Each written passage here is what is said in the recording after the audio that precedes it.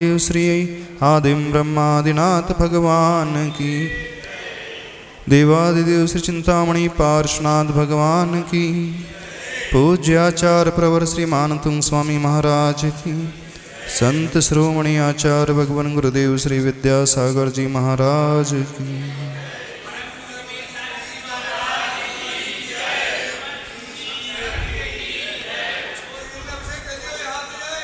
श्लोक नंबर 26 चल रहा है।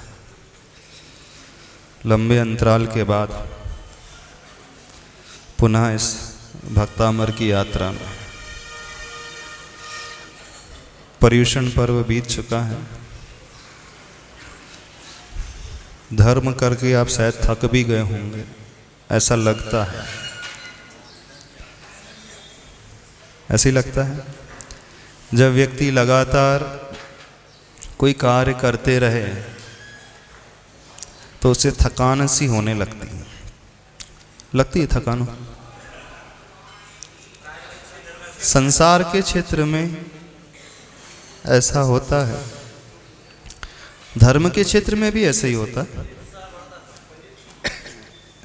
यदि ऐसा हो रहा है तो आपका धर्म बोझिल धर्म था, ये मान करके चल लेना। बोझिल धर्म में ही व्यक्ति थकता है और जिस धर्म में, जिस क्रिया में उसे आनंद आता है वह दुगने उत्साह के साथ और लग जाता है।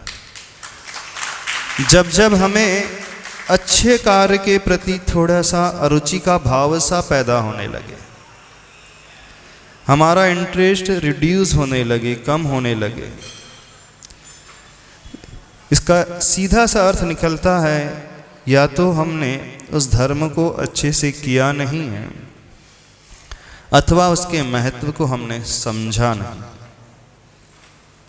क्योंकि जो व्यक्ति महत्व को समझ लेगा और उसके तरीके को समझ लेगा वह कभी थकान महसूस नहीं करेगा बल्कि आनंद से भर उठेगा।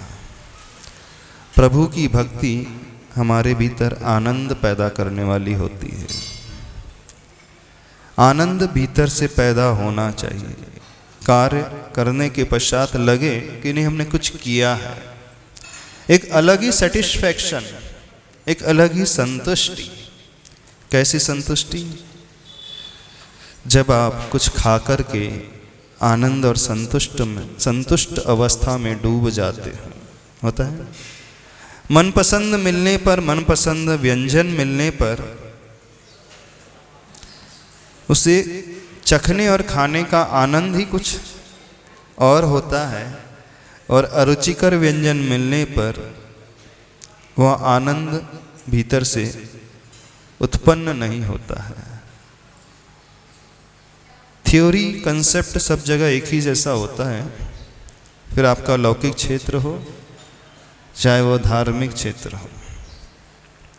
हमारी बात समझ रही है? समझ रहे हो? नहीं समझ रहे हैं? नहीं समझ में आ रही? जो लोग धर्म करते हैं, जो लोग भक्ति करते हैं, उन सभी लोगों से निवेदन है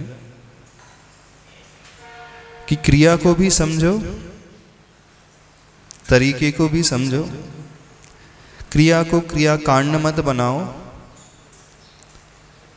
धर्म भक्ति रूटीन का हिस्सा मत बनाओ, आदतन न करो, आनंद और मंगल उत्साह भाव से भर करके करो। करोगे तो पाओगे, नहीं है तो बिना तरीके के समझ करके करोगे, समय और परिश्रम करके भी फल वैसा नहीं मिलेगा जैसा मिलना चाहिए।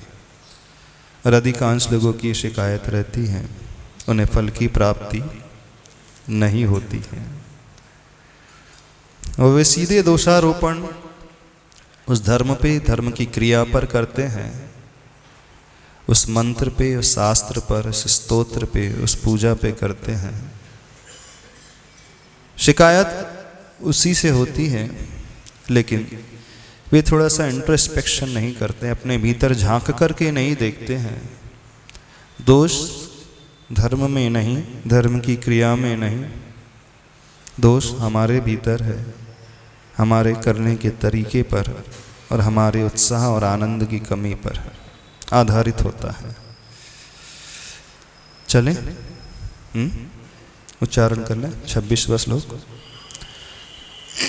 वैसे सबको याद होगा ये। तोभ्यं नमस्ते भुवनार्तिहराय नाथ, तोभ्यं नमः क्षितितलामलभूषणाय,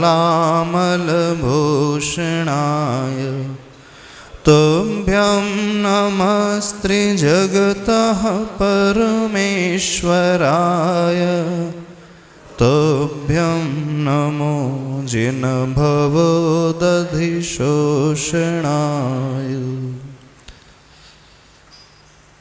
अलग ही प्रकार का श्लोक है। यह श्लोक तो हर व्यक्ति को सिद्ध होना चाहिए। यदि आप भक्तामर का लाभ पाना चाहते हो, भक्तामर से कुछ प्राप्त करना चाहते हो, पूरे भक्तामर स्तोत्र का सबसे महत्वपूर्ण श्लोक यदि कोई है तो हमें यह लगता है। पूरे भक्तामर स्तोत्र का सार यदि किसी में भरा है तो इस श्लोक में भरा हुआ है। यह पूरे भक्तामर स्तोत्र की क्रीम है। यदि सबसे ज्यादा एनर्जी हम प्राप्त कर सकते हैं तो इस श्लोक के माध्यम से कर सकते हैं। वैसे तो पूरा का पूरा भक्तामर स्तोत्र ऊर्जा से भरा हुआ है। प्रत्येक श्लोक अपने आप में बहुत महत्वपूर्ण है, सब कुछ लिए हुए है, अच्छाई को लिए हुए है, लेकिन उन सभी में भी कुछ और भी अच्छा होता है। अच्छे विद्यार्थियों में भी कुछ अच्छे और निकल करके आ जाते हैं जो एक्स्ट्रा ऑर्डिनरी होता है। अच्छे लोगों में भी बहुत अच्छा हुआ जा सकता है। ऐसे ही भक्तामर स्तोत्र अपने आप में बहुत सुंदर है, सब कुछ है, लेकिन उन 48 श्लोकों में यह श्लोक हमारा तो सबसे प्रिय है। आप लोगों का हो अथवा ना हो पता नहीं हमें, लेकिन जहाँ तक हम समझते हैं अधिकांश लोग इस श्लोक को पढ़ते हैं। भगवान को कैसे नमोस्तु करना चाहिए, भगवान के आगे क्या करना चाहिए, कैसे झुकना चाहिए, किस प्रकार के भाव बनाना चाहिए, किस प्रकार की प्रक्रिया अपनानी चाहिए, यह श्लोक में इस श्लोक में भरा हुआ है। अब आप लोग किस प्रकार से श्लोक को पढ़ते हैं अब हमें यह नहीं पता। कौन से भाव लाते हैं श्लोक को पढ़ करके और कितना लाभ आप कमाते हैं यह शायद हम नहीं समझ पाएंगे, क्योंकि सबकी विधि भिन्न भिन्न प्रकार की होती है, सबका तरीका अलग अलग प्रकार का है। क्योंकि भक्ति का फल हमें कब मिलता है? क्योंकि आप भक्ति जो करते हो फल को पाने के लिए ही करते हैं। सभी लोग करते हैं। फल को पाने के लिए करते हो कि नहीं, कि बिना फल की इच्छा के भक्ति करते हो? कितने लोग बिना फल की इच्छा के लिए भक्ति करते?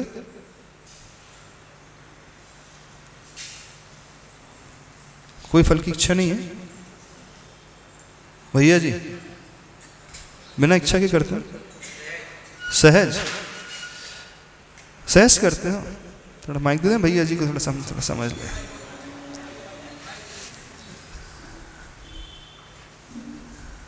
भक्ति में यदि सौदा हो जाए तो फिर भक्ति कैसी हो?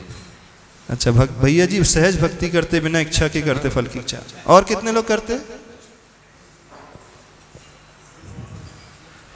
जहां तक हमारी बात है हम तो इच्छा सहित ही करते हैं।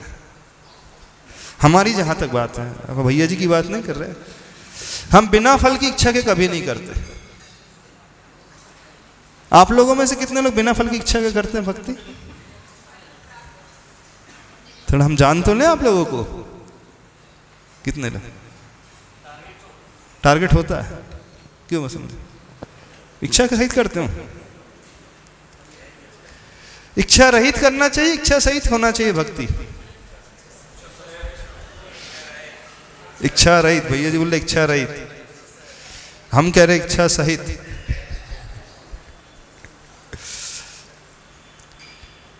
बिना इच्छा के तो संसार का कोई काम भी नहीं होता, बिना इच्छा के कोई कार्य किया भी नहीं जा सकता। हाँ, यह बात अलग है कि इच्छा कौन सी है, इसको देखना है। इच्छा समीचीन होना चाहिए। दुख खो कम खो बोई लाओ सुगई गमनम समाई मरणम जिनगुण संपत्ति हो मध्यम। इस पूरे अंचलिका में आचार्य कुंद कुंद भगवान ने इच्छाओं का वर्णन किया है। पूरी जितनी भी भक्ति वो करते हैं, अंत में यह लाइन उपसंहार कंक्लूजन, भक्ति समाप्त करने के पश्चात यह अवश्य कहा जाता है। और कौन कह रहा है? जो अध्यात्म के उत्कृष्ट सर्वोच्च शिखर पर बैठे हुए महामानव हैं, उनसे ज्यादा अध्यात्म किसी शास्त्र में नहीं मिलता है। दुनिया में अध्यात्म की बड़ी चर्चा होती है, गीता की भी चर्चा होती है, लेकिन जो अध्यात्म समय सार में भरा हुआ है, जो जीने की कला, जो आत्मा की इच्छा, वो किसी अन्य ग्रंथों में नहीं मिलती। और ये सही मायने में देखा जाए तो दुनिया को अध्यात्म की शिक्षा मिली है तो उसी समय सार से है। अब उसके जो राइटर हैं, उनके जो लेखक हैं, वो हर भक्ति के अंत में यह पंक्ति अवश्य कहते हैं। हर शास्त्र में यही लिखा है और वहां इच्छा व्यक्त की गई है। इच्छा तो है दुखों का क्षय हो, नहीं इच्छा कर्मों का क्षय हो, बोधि की प्राप्ति, सुगति में गमन हो, समाधि पूर्वक मरण हो, प्रभु के गुणों की संपत्ति प्राप्त हो जाए मुझे। इच्छा नहीं, इच्छा नहीं है, बता दो इच्छा नहीं। बिना इच्छा के कैसे हो सकता है?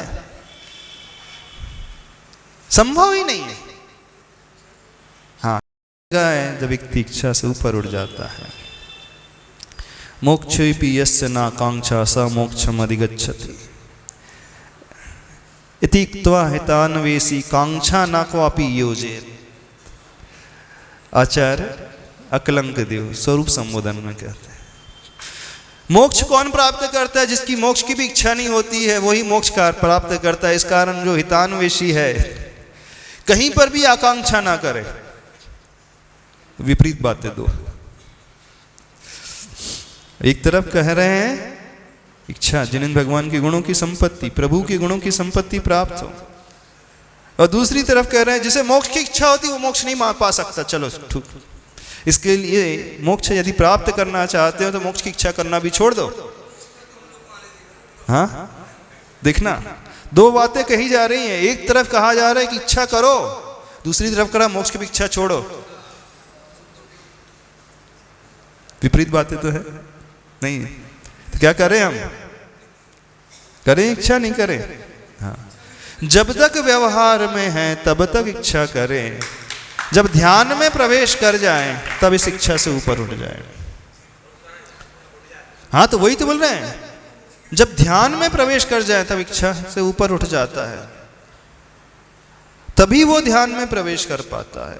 इच्छा सहित है तो ध्यान में वो एंटर ही नहीं कर सकता। जब तक हम व्यवहार में हैं, प्रवृत्ति कर रहे हैं, आचरण कर रहे हैं, क्रियाएं कर रहे हैं, तो इच्छा तो होगी ही। और जब फल प्राप्ति की बात आ जाए तब इच्छाओं से वो ऊपर उठ जाए। पिछले दिन हमने एक बात कही थी आपसे, जीवन कैसे जीना चाहिए। डिटैच्ड अटैचमेंट, याद है? अनासक्त रूप से आसक्ति रखना चाहिए। अनासक्त भाव से आसक्ति रखो, आसक्ति भी रखो लेकिन अनासक्त भाव से। नहीं समझ? विपरीत शब्द है। नॉर्थ पोल साउथ पोल दोनों अलग अलग हैं और अपोजिट है टोले। अनासक्त कहा जा रहा है इन्हें आसक्ति का जहाँ अभाव है, इच्छाओं का अभाव है। और फिर कहा जा रहा आसक्ति रखो, इच्छाओं का सद्भाव है। तो इसे कैसे समझे? One should attach to the process, intensely attach to the process, but at the same time detach yourself from the result. Means genius is in knowing when to let it go. जब तक हम क्रियाओं में हैं, process में हैं, तो बहुत इंटेंशनली डूब करके आसक्ति पूर्वक क्रियाएं करें, लेकिन at the same time detach yourself from the result. जब परिणाम की बात आए, प्राप्ति की बात आए, रिजल्ट की बात आए, उस समय अपने आप को उससे ऊपर उठा ले, सहर्ष स्वीकार ले, जो मिलेगा मैं स्वीकारता हूं। जब तक मेहनत कर रहे हैं, पुरुषार्थ कर रहे हैं इच्छा पूर्वक, जब एग्जाम दे दी अब भूल जाओ, जो रिजल्ट आएगा जैसा आएगा ठीक है, अब क्या टेंशन लेना, अब क्या विकल्प करना। विकल्प तब तक जब तक पढ़ाई कर रहे हैं, पेपर लिख रहे हैं, तभी तक। पेपर हॉल से, एग्जाम हॉल से बाहर निकले, अब भूल जाओ, छोड़ दो, क्या टेंशन लेना है। अधिकांश लोग वही टेंशन लेते हैं, कितने मार्क्स आएंगे कि नहीं आएंगे, कैसे होगा, सिलेक्शन होगा कि नहीं होगा, कहीं 2% से 1% से आधे % से रह तो नहीं जाऊंगा। जो हमारे हाथ में नहीं है उसके बारे में क्या चिंतन करना, क्या चिंता करना। जो हमारे हाथ में उसके बारे में चिंता करो, जो है ही नहीं उसके बारे में क्या चिंता करें। इच्छा करो एक स्टेज तक, एक सीमा तक। दुख खाओ, कम खाओ, बोइलाओ, सुगई गमनम समाही मरणम, जिनगुण संपत्ति हो मज्जम। इच्छा है, भक्त की इच्छा है, मुनिवराज की इच्छा है, आचार्य परमेष्टि की इच्छा है। लेकिन जैसे ही शुद्ध अवस्था में, ध्यान अवस्था में बैठ गए, अपने आप में आ गए, फिर छोड़ दो, सबको छोड़ दो। उस समय मोक्ष को भी छोड़ दो, उस समय आदिनाथ भगवान को भी छोड़ देना, उस समय भक्तामर स्तोत्र भी छोड़ देना, उस समय श्लोक भी छोड़ देना, उस समय जो जो पर है वो छोड़ दो, सिर्फ अपने आप तक रहो। क्या हुआ साल, तुम कहाँ गायब होगा सवेरे से? हाँ, माइक से बोल थोड़ी आवाज।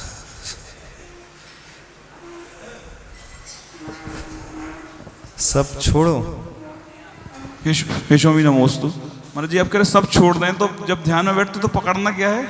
जो पकड़ा है उसे ही तो छोड़ना है। पकड़ना तो कुछ होता ही नहीं ध्यान में, जो जोड़ करके रखा है उससे ऊपर उठना है। पकड़ने के कारण तो सारे प्रॉब्लम आ रहे हैं। वही पकड़न है, वही उलझाने वाली है। जो जो पकड़ करके रखा उसे छोड़, यानी बाहर की वस्तु नहीं कर रहे हैं, मन की बात कर रहे हैं। मन से जो जो पकड़ करके रखा है, मन से जो जो आसक्ति है, जो मूर्छा भाव है, अटैचमेंट का भाव है, राग का भाव है। हाँ, भगवान की प्रति, भगवान तो पर है ना, भगवान क्या हमें सुख देंगे? अरे भगवान अपने सुख में बैठे, हमारे लिए क्या प्राप्त होगा उनसे? उनके अनंत सुख से हमें कितने % सुख मिलता है? भगवान के पास इनफाइनाइट ब्लेस है, उनके उस सुख से हमें कितना मिलता है सुख?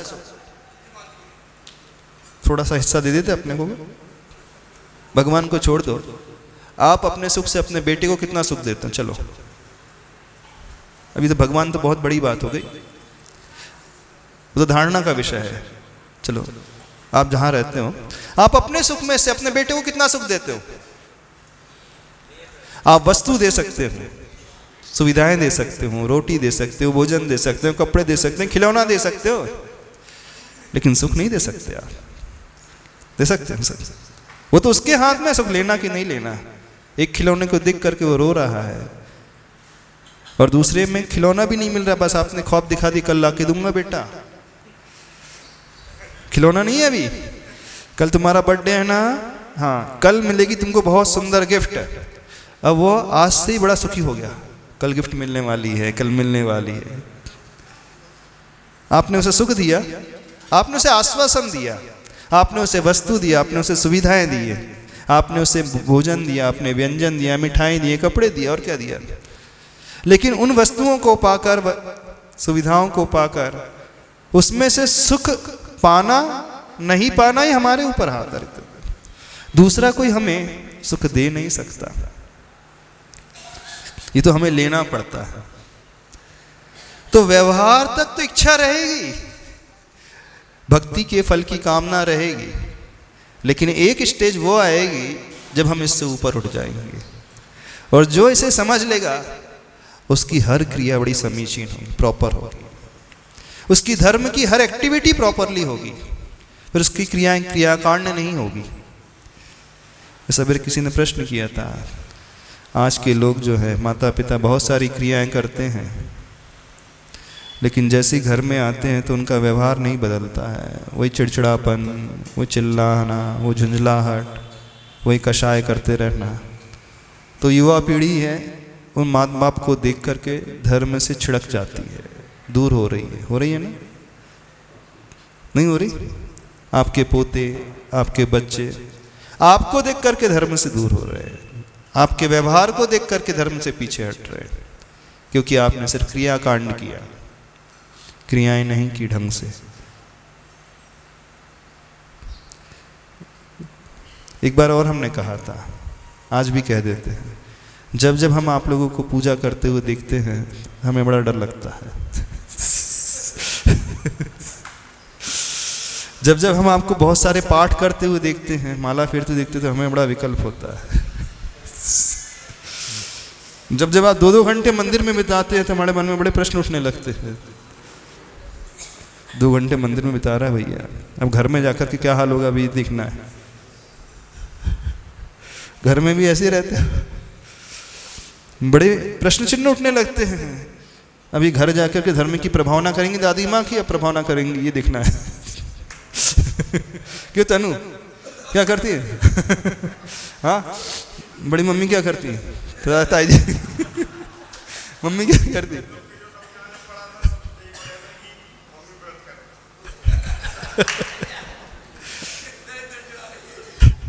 बोले आज मम्मी का व्रत है, आज उपास है, कान चिड़चिड़ा ज्यादा रही है, गुस्सा जा रहा है, इसका मतलब समझ आज उपास है ना? ऐसा ही है ना? ऐसा तो नहीं है? हाँ, आज बहुत सारा पाठ करके आई, तत्वार सूत्र पढ़ के आई, भक्तामर पढ़ के आई, 5 माला फेर करके आई, 5 पूजा करके आई हैं, थोड़ा दूर keep safe distance sorry keep safe distance, सुरक्षित दूरी बनाए रखें। कृपया कर सुरक्षित दूरी बनाए रखें। आज के जमाने में दूरी बहुत जरूरी है, खासकर जो मंदिर से आया है उनसे दूरी बना करके रखें। ऐसा तो नहीं है? क्यों? यदि ऐसा है तो थोड़ा सा चिंतन करना, मंथन करना, हमने क्या किया है, क्या किया है। कोई आपका पोता, आपका बेटा यदि ऐसा कह दे तो कैसा लगेगा आपको? हाँ, बिल्कुल खराब लगेगा। एक तो हम इतना धर्म करके आए हैं, इतना समय मंदिर में बिता करके आए हैं, हाँ 5 पूजा करके आए हैं, इतना समय दे करके आए हैं, हमारी सेवा तो कर नहीं रहा, उल्टा हमें डांट रहा है। जितनी माता राम है, कैसी माता राम, यहाँ की माता राम कैसी हैं? हाँ,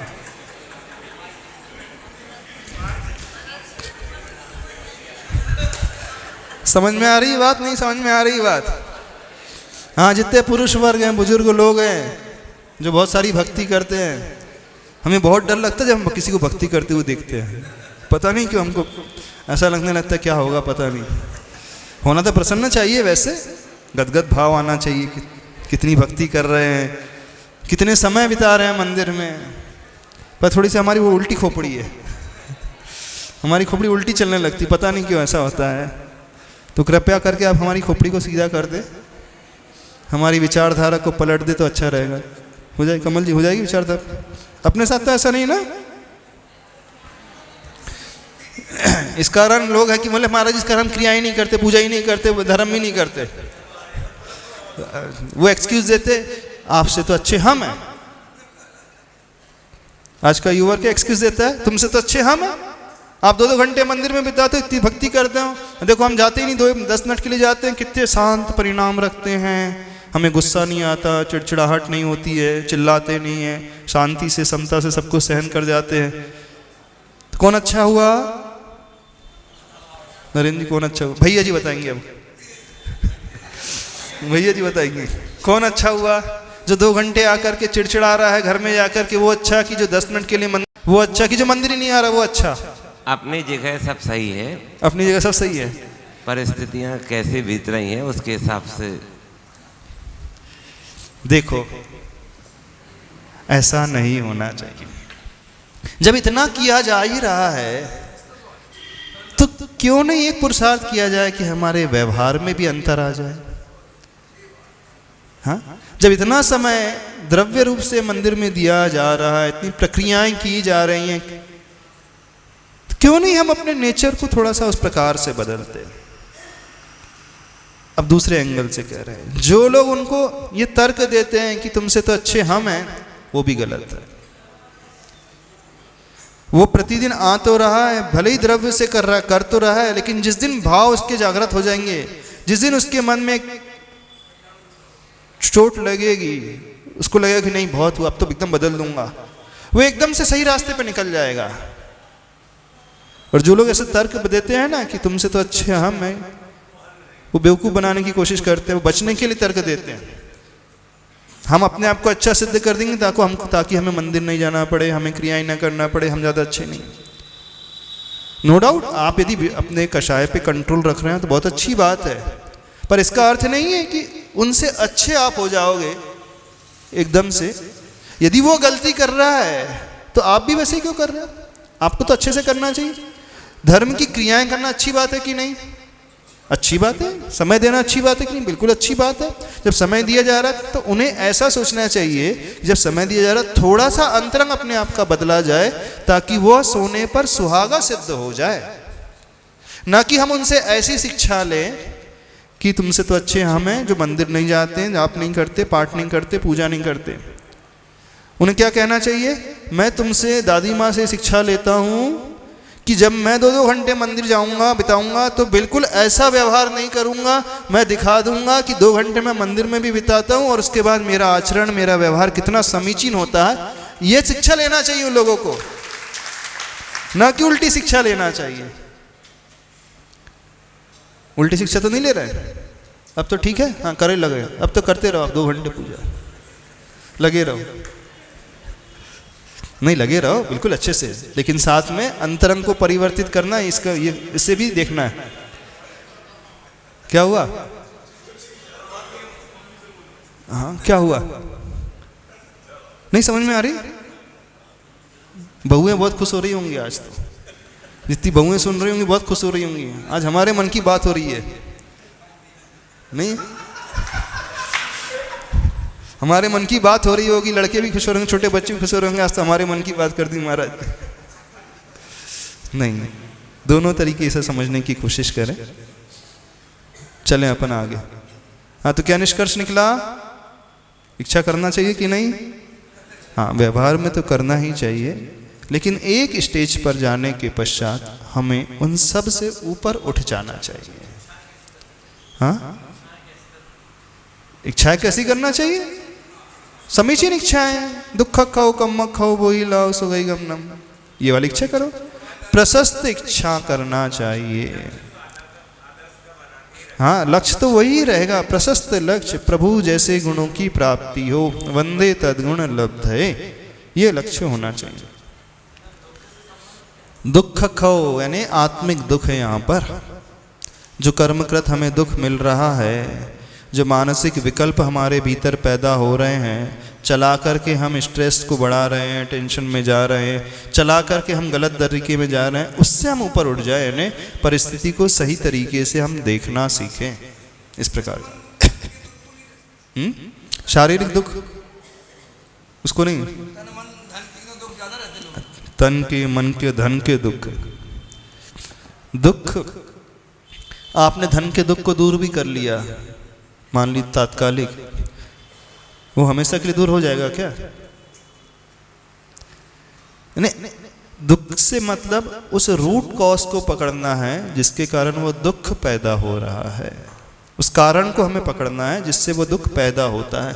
तो हे प्रभु, मैं ऐसी भावना कर रहा हूँ कि मेरी आत्मा से, मेरे भीतर से वह दुख का कारण ही समूल नष्ट हो जाए, ऐसा। तो यह श्लोक जो है बड़ा अद्भुत श्लोक है। तुभ्यम नमस् त्रिभुवनार्ति हराय नाथ। बड़े अच्छे भाव हैं, नमस्कार करने के भाव हैं, गुणों को प्राप्त करने के भाव हैं, गुणी होने के भाव हैं। इसी श्लोक के माध्यम से हमें समझ में आएगा कि हमें कैसे अंदर से परिणाम रखना चाहिए, यानी अहम का विसर्जन इसी के माध्यम से होगा। नमस्कार तभी होता है जब व्यक्ति अपने अहम को छोड़ता है। झुकता तभी है जब उनको सामने वाले को बहुत महान मानता है। हाँ, तो इसके अर्थ, प्रथम पंक्ति का अर्थ हो गया था तुभ्यम नमस् त्रिभुवनार्ति हराय नाथ। दूसरा चरण, तुभ्यम नमः क्षितितलामल भूषणाय। क्या कहा गया?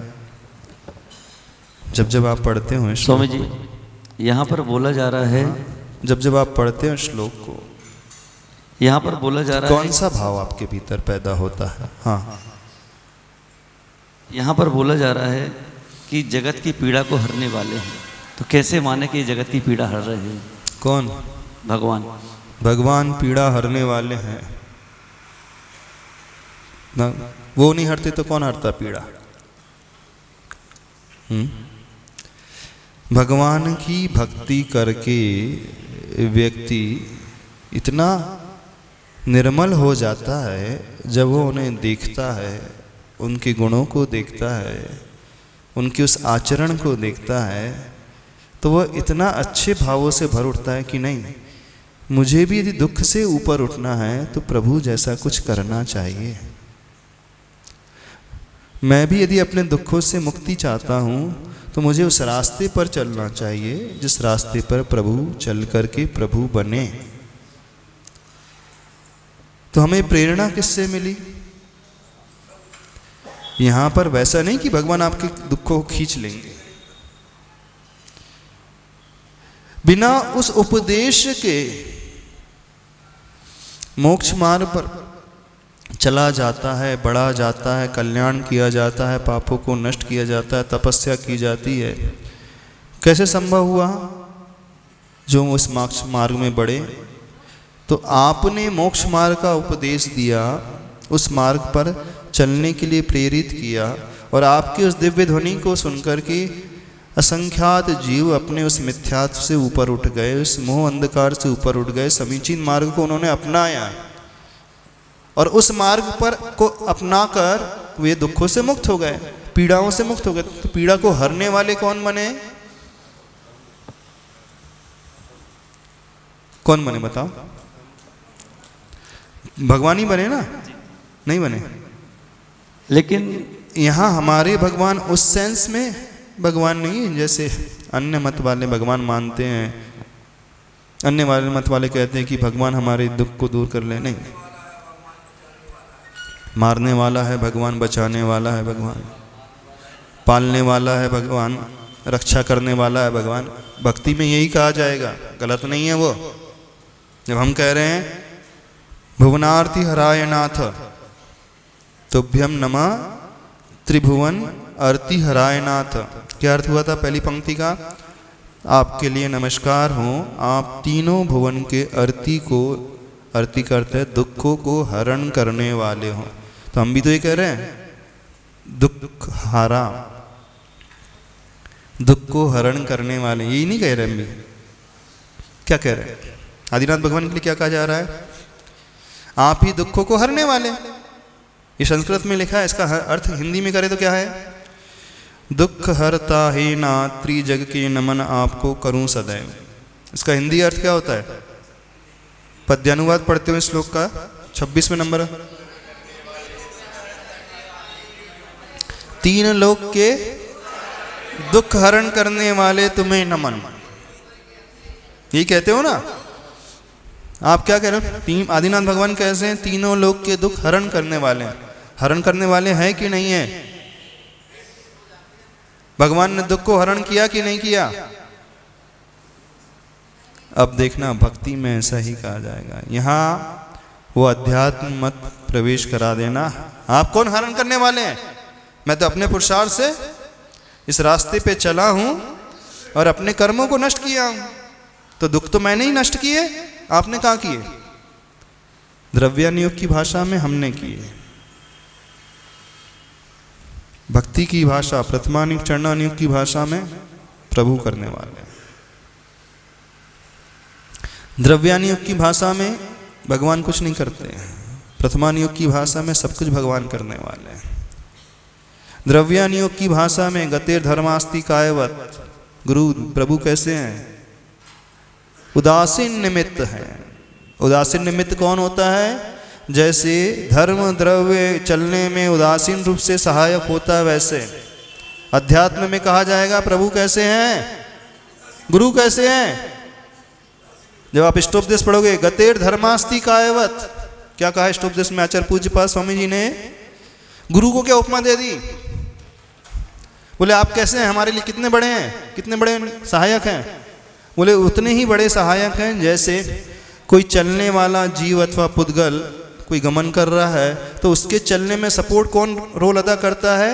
एक धर्म द्रव्य होता है, जैसे ईथर कहा जाता है साइंस की भाषा में। वो चलने में सपोर्ट प्रदान करता है। तो बोले न्यूट्रल है। नहीं, आप निमित्त कैसे? न्यूट्रल हैं, आप कुछ करेंगे नहीं। एक होता है प्रेरक निमित्त, एक होता है उदासीन निमित्त, और एक होता है उपादान। तो भगवान को तो, गुरु को तो उन्होंने क्या बना दिया? प्रेरक भी नहीं, उदासीन कह दिया अध्यात्म में। पर व्यवहार में देखा जाए तो गुरु तो प्रेरक होते हैं। विवक्षा समझना, अंतर समझना। जब हम इष्टोपदेश का स्वाध्याय करेंगे, अध्यात्म ग्रंथ का स्वाध्याय करेंगे, आत्म ध्यान में उतरने के लिए हमें गुरु को भी भूलना पड़ेगा, गुरु के राग को भी भूलना पड़ेगा, प्रभु के राग को भी भूलना पड़ेगा। वहां पे सिर्फ आत्मानुराग और कुछ नहीं। इतना जब तक व्यक्ति कठोर नहीं बनेगा तब तक वो आत्मा के ध्यान में उतरेगा नहीं। लेकिन जैसे ही व्यवहार में आया, अब आत्मा को छोड़ दे नहीं, यदि आत्मा की बात की गई तो यहाँ पर अहम भाव जागृत हो जाएगा। जैसी भक्ति की बात आई तो वहाँ समर्पण का भाव, समर्पण का भाव भी तब पैदा होता है जब हम सामने वाले को इस रूप में स्वीकारेंगे, आप ही बचाने वाले हैं, आप ही पालन करने वाले हैं, आप ही रक्षा करने वाले हैं, आप ही ऊपर उठाने वाले हैं। अभी हम भक्ति कर दीनाथ भगवान की। तो तुभ्यम नमः त्रिभुवनार्ति हराय नाथ, हे तीन लोक के नाथ, आप जो हैं तीनों भुवन के दुख को, आरती को हरण करने वाले हैं, इसलिए आपको नमस्कार हो। अब किस रूप में हर रहे हैं वो? उनके रास्ते को देखकर, उनके उपदेश को सुन करके हमने भी उनके मोक्ष मार्ग को, सही रास्ते को अपनाया, वैसी तपस्या की। यदि वे उपदेश नहीं देते तो हम चलते। आप लोग मंदिर आ रहे हो, आप लोग पूजन कर रहे हो, आप लोग दान देते हो, आप लोग अच्छा आचरण कर रहे हो अपनी लाइफ में, अपने आप करने लगे? किसी से सुन करके, किसी से समझ करके किया ना? भले आपने किसी से भी सुना हो, किसी से भी समझा हो, पर वो जिससे आपने सुना समझा वो आपके लिए बहुत बड़ा हो गया। तो आपने किससे सुना? आपने गुरु से सुना। गुरु ने आपको कैसे कहा? उन्होंने किससे सुन करके कहा? उन्होंने शास्त्र पढ़ करके कहा। गुरु ने कैसे कहा? शास्त्र में ये लिखा हुआ है, शास्त्र में ये श्लोक लिखा हुआ है, तो शास्त्र को पढ़ करके गुरु ने कहा। ठीक है, शास्त्र में वो शब्द कहाँ से आया? शास्त्र में वो रचना कहाँ से आई? वो श्लोक कहाँ से लिखा गया? वो उपदेश कहाँ से लिखा गया?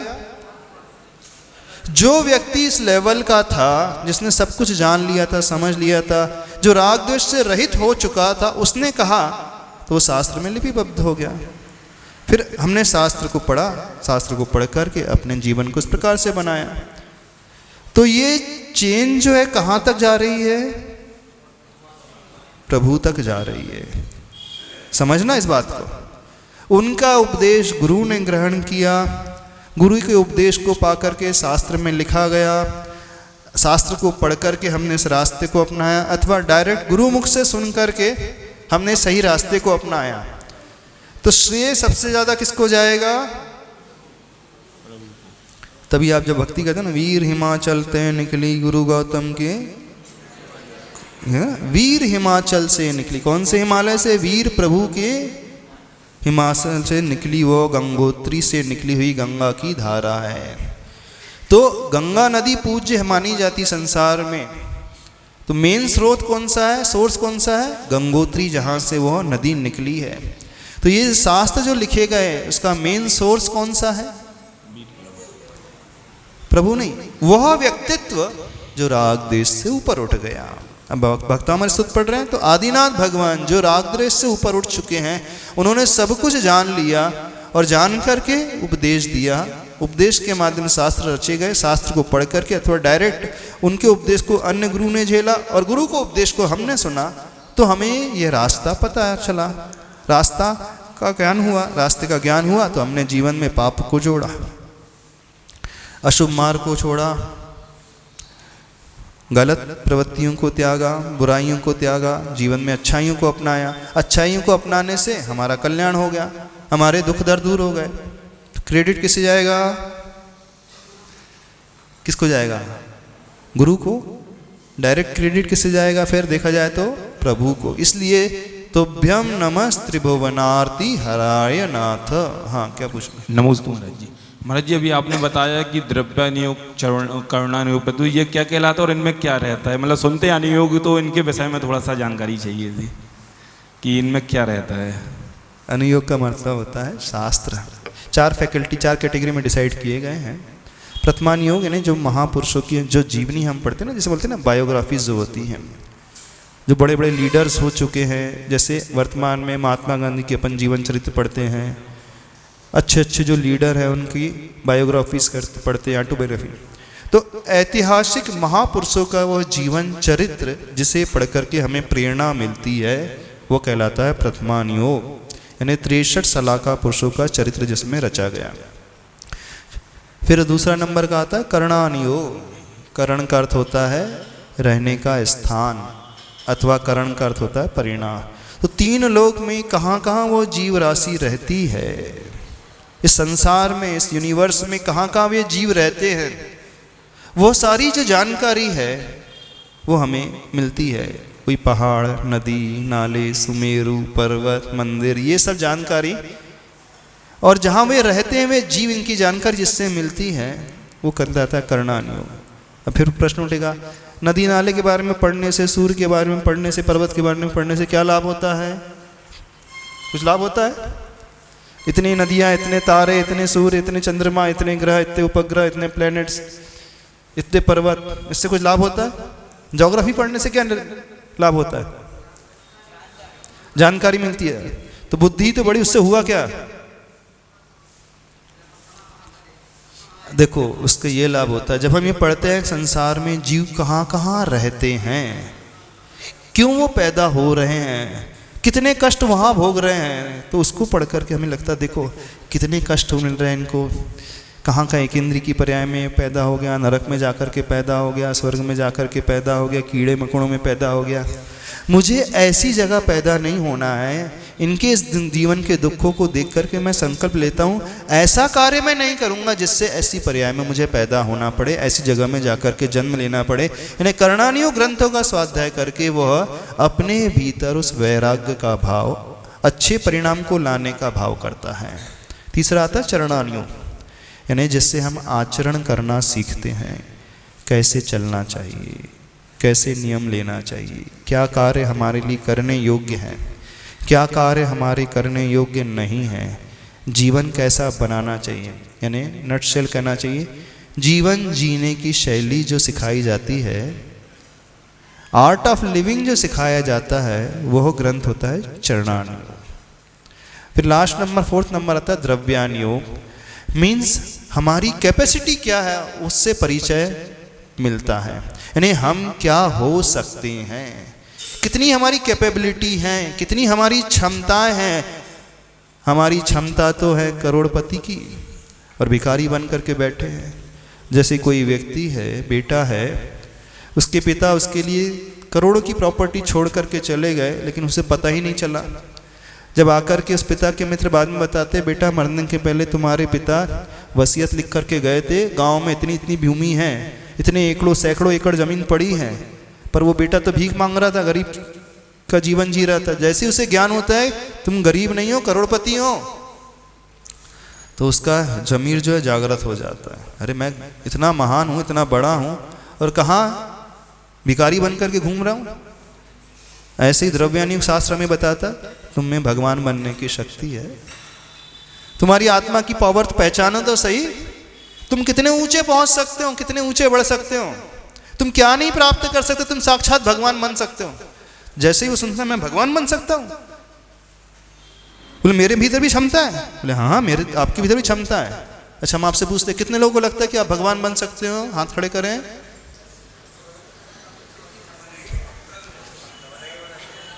देखो 80% लोगों के हाथ नीचे, यानी उनको ये विश्वास ही नहीं कि आप भगवान बन सकते। नहीं है ना विश्वास।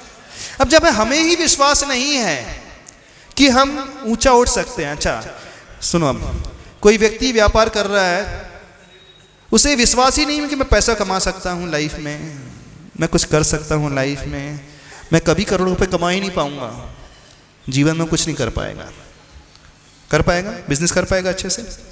वो अंदर ही एक नेगेटिविटी से भरा हुआ है, कि इन्फीरियरिटी कॉम्प्लेक्स से भरा हुआ है।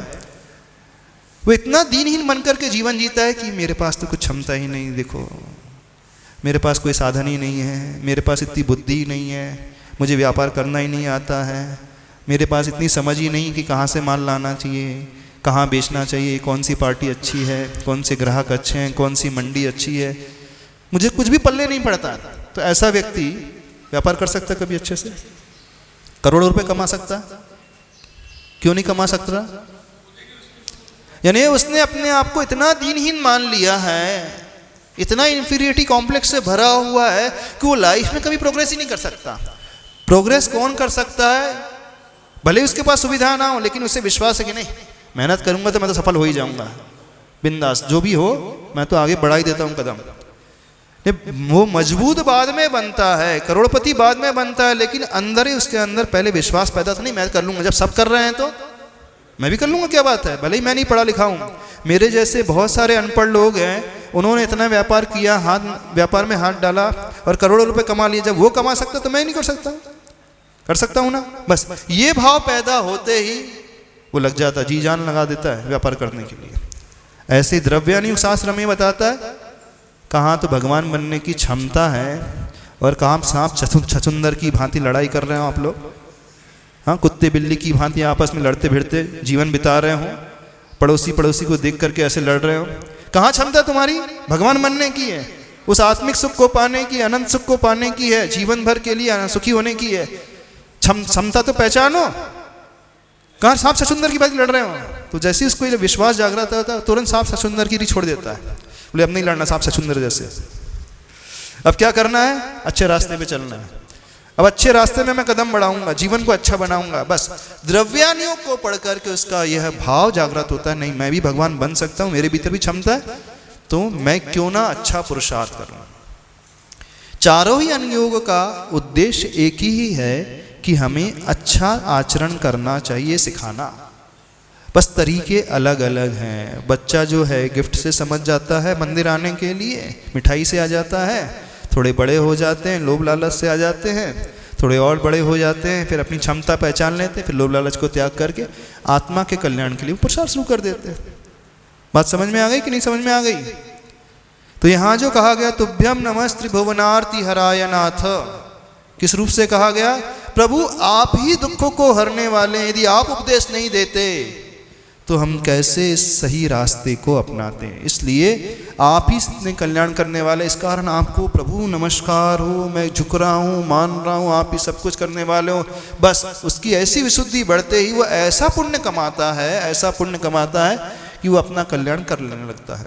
नमस्ते महर्षि, प्रथम पंक्ति में अपन ये भी सोच सकते हैं कि संसार में अगर कभी भी किसी भी जीव का संसार में दुख कम होगा या सुख आएगा तो जिन भक्ति से ही आएगा। तो इसका ये इस तरीके से भी अपन व्याख्या कर सकते हैं कि जैन देव की संसार में कभी कोई व्यक्ति का कोई भी दुख दूर होगा तो वो जैन देव की भक्ति से ही होगा। हाँ कर सकते, कोई बाधा नहीं। पहले उसको लोभ दिया जाएगा, लालच दिया जाएगा, भक्ति करोगे तो ये मिलेगा बेटा। हाँ मिलेगा, हाँ मिलेगा, क्यों ना करूँ, करता हूँ। फिर वो लोभ के माध्यम से आता है, फिर बाद में समझाया जाता है कहाँ लोभ के चक्कर में पड़े हो, लोभ नहीं करोगे तो करोड़ गुना ज़्यादा मिलेगा। ऐसा है, भगवान जैसे बन जाओगे ऐसा। मैं इस लोभ को ही छोड़ता हूँ। हाँ बोलो भैया जी, आपका चेहरा दिखा रहा है, आप सहमत नहीं हो। कल्याण पुण्य से नहीं, पुण्य को छोड़ने से होगा। नहीं नहीं, कल्याण पुण्य से ही होगा। प्रारंभिक दशा में, प्रारंभिक दशा में जो पापों में डूबा हुआ है, विषय कसायों में उलझा हुआ है, उसके लिए यही सिखाया जाएगा, पुण्य करो, धर्म के कार्य करो, भक्ति करो, उसी से कल्याण होगा। प्रारंभिक दशा में जब वो भक्ति करने लगा, फिर उससे कहा जाएगा अरे ऐसा पुण्य लेकर के क्या करोगे जो कुछ समय के बाद समाप्त हो जाएगा। ऐसा चाहो ना जो कभी समाप्त ना हो। बच्चे को ये बोला जाता है जब वो मंदिर नहीं जाता है, क्या बोला जाता है बताओ, क्या दिया जाता है? टॉफी की लालच दी जाती है कि नहीं? जाना तो सीखे पहले, वो आदत तो पड़े उसकी, फिर बाद में समझा देंगे बेटा टॉफी की लालच पे नहीं जाना चाहिए। हाँ, अब पहला बच्चा 4 साल का है, तुम कौन हो? मैं आत्मा हूं। आत्मा? तुम्हारा नाम क्या है? आत्मा नाम है मेरा। आत्मा?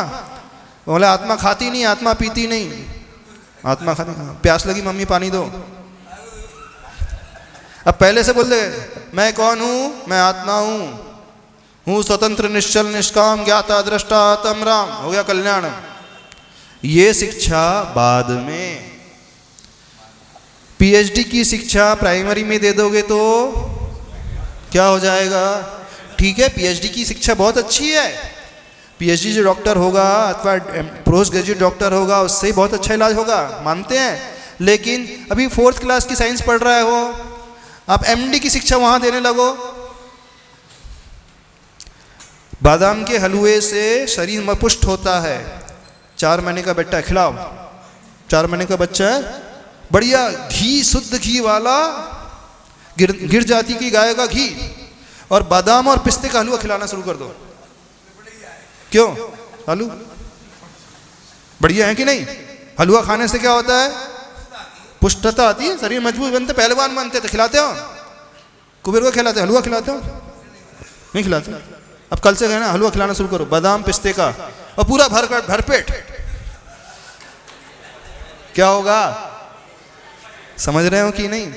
जो शिक्षा बाद में दी जानी चाहिए हमको प्राइमरी में दे दोगे तो कैसे चलेगा? पहले उसे इस योग्य तो बनाओ कि वो ग्रहण कर सके, पचा सके। पहले सही धर्म के स्वरूप को समझे, इस योग्य तो हम बन जाए उससे। हम ऊपर की शिक्षा पहले देने लगे, हाँ मैं हूं आत्मा। उससे पूछो, कई लोग सिखाते पाठशाला में, तुम कौन हो? बोले मैं आत्मा हूं, मैं ज्ञानानंद स्वभावी हूं, मैं फलाना हूं, मैं ढिकाना हूं। मानते देना चाहिए। कब? पहले उसे नमो का मन सिखाया नहीं, भक्ति सिखाई नहीं, सीधे करोगे तो फिर वो आके फिर भक्ति भी करेगा तो हे बुद्धि से करेगा। भगवान आप क्या देते हो? आप थोड़ी दे सकते हो, मैं तो खुद लेने वाला हूँ। आप कौन हो देने वाले? एक द्रव्य दूसरे द्रव्य का कुछ कर नहीं सकता। जब कर नहीं सकता तो मंदिर क्यों आ रहे हो? जब एक द्रव्य दूसरे द्रव्य का कर नहीं सकता तो पत्थर को क्यों पूज रहे हो? बताओ। तो पत्थर ही है ना, पुद्गल द्रव्य है, पुद्गल द्रव्य को पूछना। एक द्रव्य दूसरे द्रव्य का कुछ नहीं कर सकता, शास्त्र की गाथाएं क्यों पढ़ रहे हो? ये भी तो पुद्गल है। एक द्रव्य दूसरे द्रव्य का कुछ नहीं कर सकता, समयसार क्यों पढ़ रहे हो? दूसरा द्रव्य है ना, पुद्गल द्रव्य है, कुछ करो ही नहीं। एक द्रव्य दूसरे द्रव्य का कुछ नहीं कर सकता। कब? जब ध्यान अवस्था में बैठ जाए, उस समय भगवान को छोड़ना है, उस समय गुरु को छोड़ना है, उस समय समयसार को भी छोड़ देना, उस समय शास्त्र की गाथा को भी छोड़ देना, उस समय भगवान कुछ देने वाला ये भी छोड़ देना, उस समय मोक्ष को भी छोड़ देना है। उस समय सिर्फ और सिर्फ मैं, मेरी आत्मा, आत्मा का ज्ञान स्वभाव, दर्शन स्वभाव, शुद्ध बुद्ध, शुद्धो हम, बुद्धो हम, निरंजनो हम, निर्विकल्पो हम, सिद्ध स्वरूपो हम, उस समय करना है। ये भावना है। पहले भावना भाई जाएगी, बाद में ध्यान आएगा। एकदम बैठते ही ध्यान नहीं हो जाता है। बैठते होना होता तो आदिनाथ भगवान को 1000 वर्ष क्यों लग गए? वही बैठे थे दीक्षा लेकर के, मुनि बन करके, तीर्थंकर, तद्भव मोक्षगामी, युग के आदि में पहले तीर्थंकर। दीक्षा लेके तुरंत उन्हें केवल ज्ञान क्यों नहीं हो गया? अभ्यास, भावना, पहले भावना, फिर भावना करते करते करते करते वो स्वरूप हो जाता है। आचार्य श्री बहुत अच्छा उदाहरण देते हैं, जब एरोप्लेन हवा में उड़ता है, पर पहले रनवे पर स्पीड से वो भागता है, धीरे धीरे स्पीड से भागना भागना भागते भागते भागते पहले धीरे धीरे ऊपर उड़ता है और उड़ के उसके जो नीचे के टायर रहते हैं वो एकदम समाहित हो जाते हैं। तो पहले वो स्पीड से भागने की कोशिश कर रहा है, भावना भाता भाता भाता भाता वो स्वरूप हो जाता है। यानी जो कि लॉन्ग जंप वाले जंप लगाते हैं वो इतनी दूर से दौड़ते दौड़ते दौड़ते दौड़ते आते हैं, जहाँ खड़े वहीं से जंप क्यों नहीं करने लगते?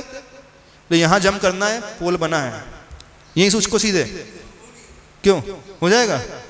यहीं से जहाँ जंप करना है वहीं से सीधे उचको ना, उचक जाओ, क्या जाता है? लॉन्ग जंप कर लो।